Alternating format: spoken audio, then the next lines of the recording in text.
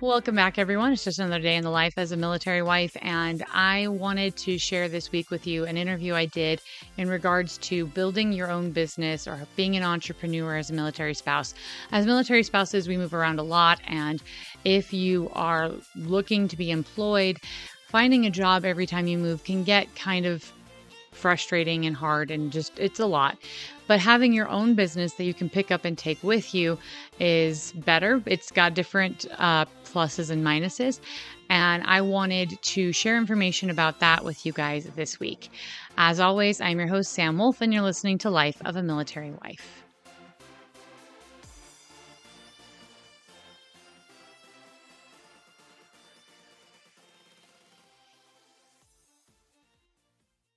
When I started considering this topic, cottage businesses and running your own business, being an entrepreneur as a military spouse, especially, I wanted to go to someone who I knew was successful at it and had experience with it. Luckily for me, a good friend of mine is a successful cottage and business owner. She makes fantastic sugar cookies that are just absolute pieces of art. Her name is Megan. And so I sat down with her and had this interview and basically picked her brain up to find out what you guys would need to know if you wanted to start your own business. So let's get into it. Okay, so I'm just going to let Megan start off by telling you guys about how she got started and what she does. Okay, awesome. So I actually started, well, let's back up if that's okay.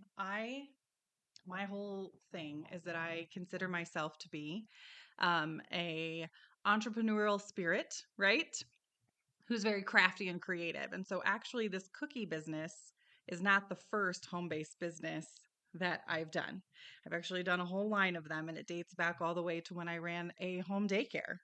And I did that, and then I bought a Cricut, and then we got into some real trouble, right? And I made wood signs and the shirts and the totes, and I made furniture for a little bit out of post housing. That was super fun. And then cookies came along, and really what it is I just had an interest. I had a drive to, I would watch, maybe you guys do too, those cookie decorating videos, and they're so mesmerizing. And I'm like, I need to know how they do it. And so I watched the YouTube tutorials and I ordered all the stuff off Amazon and I just started practicing. And it happened kind of by accident, honestly. It was Super Bowl. I remember the Chiefs were in it, and that's just because that's what my family likes, the Chiefs. And I made all these cookies at Fort Drum. We were in Fort Drum, and I posted to the wives page. I'm like, hey, so I have all these cookies. They're not great, but they taste good. Anybody want some for the Super Bowl? And it blew up. There was such an amazing response and the support from the Fort Drum community. What's your business page? Where can I get more? Do you take custom orders? And it sparked something. And I'm like, okay, yeah, let's do it. Because that's just my nature. When I have a hobby, I want to turn it into a business. I drive my husband crazy. Um, but then you just learn the ins and outs of what's required of that particular business, and you go through the steps, and now here we are a couple years later. I'm gonna say, It's been it's been a journey. well, just so you all know, part of the reason why I reached out to Megan is because my husband hates sugar cookies, like vehemently despises sugar cookies. But I wanted to support a neighbor who I loved and adored, and I loved your kids because I knew them, and so we came over and we got some cookies one time, just thinking, okay, we're supporting a friend. My husband took one bite of that cookie and he was hooked. That, like, never again. He can, like, that's the only ones he'll eat. He'll only eat your sugar cookies. And I was like, wait, what? You actually like it? Because he hates sugar cookies. And so the fact that, and you do such a good job. And you guys are all going to see when you go to her page, because I'm linking it. Oh my goodness, this woman is an artist. It's not just, Thank you. this is edible art, people. It's edible art. But okay, so with all of that, were there any, like, I know that you take debit cards, you take, there's a financial, there's legal, there's taxes, there's all Yep. that sort of stuff. For someone who's starting a business and is worried about all of the, not the creative fun part, Mm-hmm. but all of the otherness, are there any pointers or tips and tricks, any things that helped you? Absolutely. So I actually have it pulled up here so I don't get it wrong. Okay. When you start working for yourself, you need to register with the government, obviously, right? There's lots of websites out there, so don't get fooled. You should never have to pay for what is called an EIN number. It's an employer identification number. You create your own because you are now employing yourself. IRS.gov is where you're going to go and you're going to search for that. Once you establish your EIN number, that becomes your tax identification number. Um, and you just have to look into your state laws, right? So for cottage food laws, which is home based food businesses, they're going to vary state to state, which is what I do right now, right? If you're not working with food, it's very different. Now, if you're doing hair, a lot of women do hair out of their home. There are regulations for that as well. You're working on a human, right? But if you're making wood signs and you're going to craft fairs and markets, totally different ballgame there. You have a lot more flexibility. But specifically with food, what you're allowed to do in New York is very different from what you're allowed to do in Colorado. You absolutely must go to your state website and look up your cottage food laws. But it's not hard, you guys. It's like, if I can do it, you can do it. You know what I mean? I've got a neighbor who does it down the street as well. And you just follow the rules as far as it's mostly cleanliness, sanitary, those kind of things. And then should you, this is where I'm saying this. So in the state of Colorado, cottage food sales don't require the charge of sales tax. Okay, you guys. So if this applies to you. So because I don't charge it, I don't pay it. Right. But federal tax is very different. So I actually did make enough this last year where I did actually end up owing some money in taxes, which is an incredible thing, actually. I know that sounds like, oh, what? But that means my business did amazing, right? And it's not scary. It's super easy. I do 100% recommend if you're making like over $6,000 a year, I recommend hiring a CPA for tax time to help you navigate that because there's so many write-offs, especially in the first 4 years of starting a business. You really wouldn't owe anything the first few years. I mean, I say that. I don't know. Everybody's different, but it's not scary. It's super easy to do. Get your EIN, find out what your state laws are, right? Get with a CPA in January. Okay. Yeah. That's awesome. Cause yeah, that's been one of the things that I've had to stop and worry about because with the podcast, in monetization and all that sort of stuff, that's all, it's a completely different ballgame than with cottage industry. Like, Right. it's, and so I'm sitting there going, well, I know what I had to do, but that's nothing like what somebody who wants to do a, now with childcare, do you have similar, like what were some of the restrictions? Because you said you did childcare too. Yeah, I did childcare in Kansas, right? So Okay. that's completely different. Um, and again, it's really going to your state. It's all online, Yeah. which is super convenient. It's going to your state websites. I have no idea what it would be in Colorado. Um, but I would just Google search, Colorado home childcare regulations and policies, and it's usually there's a certification course for childcare, and then you have to prepare your home and meet certain requirements, have certain policies in place. The state has representatives that then come in, probably based by your county, and they'll inspect your home and interview you, and then you get going. Again, you need to register an EIN. Especially doing daycare, you will make money. You will need to file taxes, you guys. Such a needed industry, though. Like, Oh yeah. we need good childcare providers I everywhere. yeah, I constantly have friends telling me like, "Do you know anyone who does daycare? Do No. you have any?" Because the CDCs are so packed. Waitlist. Yeah, Oh yeah, waitlisting. Hmm. because like military families again. If you're on post installations, always double check with your installation and make sure they don't have any requirements themselves. Also, Correct. Because I do know that installation, there's sometimes policies and they may want to come and inspect too, because I've heard of them doing that. They can do that. Yeah. Yeah. And I'm actually glad you brought that up. Because there is an extra step when you live on post, which I do. So I had to register with the MWR with my HBB. I want to make sure I get that home-based business, right? I had to register with them. And so I have a certification that's good for, I believe, 3 years. So you have to renew it every once in a while. If you're at a duty station longer than that, which how many of us are? But I think they set it up that way on purpose. But yeah, and so then you're basically just it's a check mark, right? Like they recognize that you are selling out of your unit, and they approve of that. Now, I wasn't allowed to do that at Fort Drum, so here I am going on a podcast. There were a lot of us who did it quietly, and I know that they knew about it. And nobody said anything, right? Hey, the military has had don't ask, Don't don't ask, tell don't applying to lots of different things for a long time. I think that should just be one of the military mottos is don't ask, don't tell. Right. But here in Colorado, they were like, yeah, girl, do it. And they have all these amazing events that the MWR hosts every year, and they'll reach out to me. Hey, do you want a booth? Do you want to join in? And, if I can, I do. And it's been really nice here with the support, but definitely make sure that you're registering with the MWR and that housing knows that you are operating a business out of your unit for sure. Yes.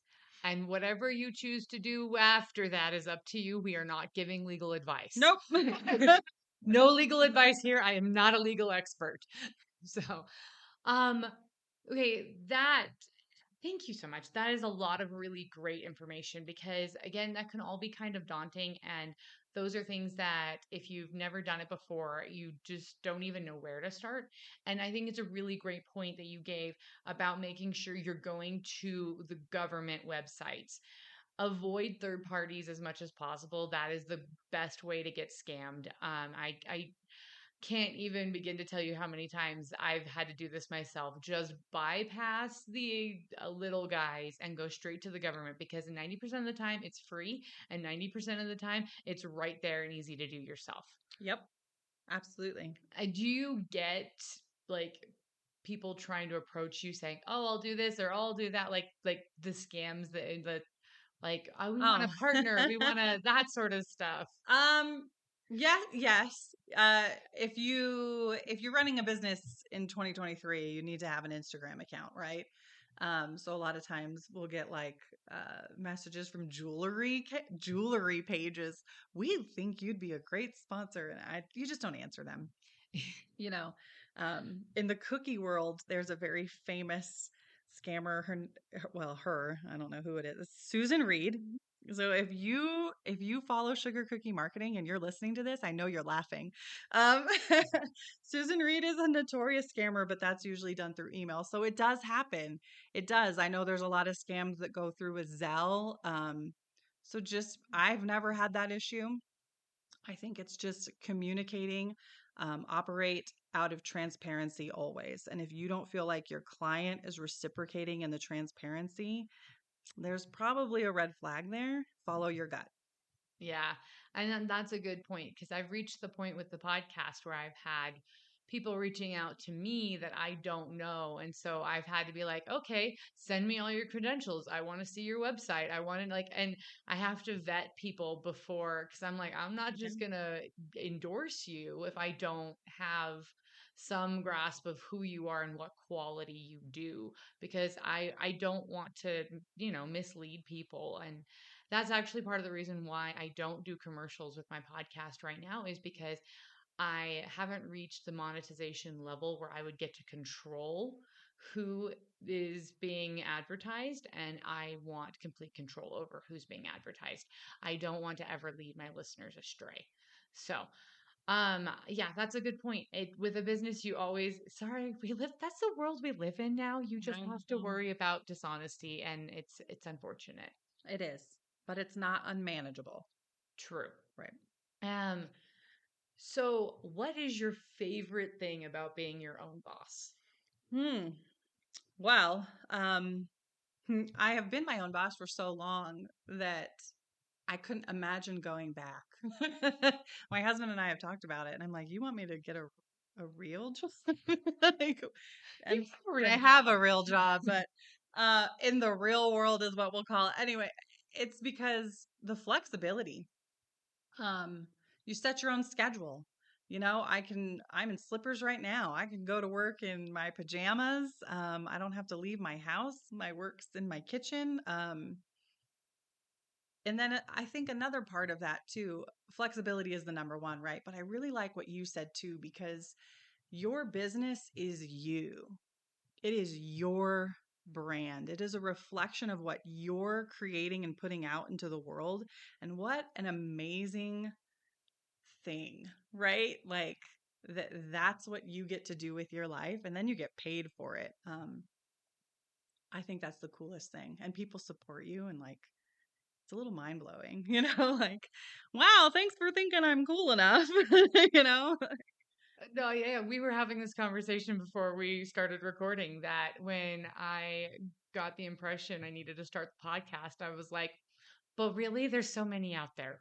Like, why would, but then you get to the point where you're like, oh, people actually do care what I have to say, or people do care what I have to provide. People do value what I have to contribute. And that is a really cool feeling. It's, It is. yeah. It's like you're getting to make your imprint on the world in the way that you wanted to or you were led to do, right? Yeah. Yeah. That you're getting to represent yourself in a way that it just feels authentic. Yes. Yeah. That's probably the best. Probably if we're going to be, that's probably the coolest part about working for yourself and then flexibility. Okay, so on the other side, work-life balance. How Mhm. do you balance being a military spouse, having kids, having husband who's here and there and everywhere, and running a business? When do you find how do you do that? Yeah, that's a great question. Does anyone have the answer? No, I'm joking. Um, it is a juggling act. And then for all the military spouses who are listening to this, like you guys know, um, it's based on your personality, right? I'm a morning person. So I want to get up and I want to go. Do you know what I mean? And then when you're doing something that you genuinely enjoy, you have the drive, right? Um, but it's definitely so for myself personally, right? I was coaching cheer. I was holding a board position for Protestant Women of the Chapel. I've got a child in football. I've got a child in choir. I had a kid who graduated, right? And then husbands, like we know, they're going to trainings. He's on a rotation, all of the things. And it does become overwhelming. But the beauty, at least in what I do, is that you can control and you can manage. So there were seasons of my business where I was taking 14, 16, 17 dozen cookie orders a week, right? And now I'm in a season where I take two. I take two a week.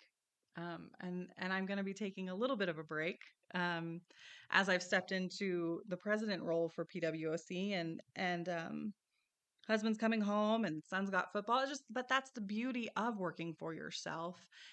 You can set your own schedule. You can set the goals of your business, and it's okay if that ebbs and flows. Um, to meet the needs of the balance for life, right? Um, Well, I have to say, part of the reason why I was okay asking you that question, yeah. because I know it's putting you on the spot, is because I've had the opportunity to kind of watch you up close a little bit, and you are really good at setting boundaries. And if you can't do something, saying, okay, I can't do that now, or I can do later, let's schedule, let's work it. Like you seem now, maybe you don't feel this way, but I feel like you're pretty good at saying, yes, I can do this. No, I can't. Like you said, the ebb and flow. Yeah. And Yeah. just Thank you. saying, well, and that knowing your limits is a huge part of running your own business. And running your own brand and that sort of thing, knowing when to cut it off because family time is more important. Absolutely. So, because we were having this conversation. Part of the reason why I'm doing so many interviews this year is because I want to be more present during the summer, and I don't want to be up late at night recording episodes.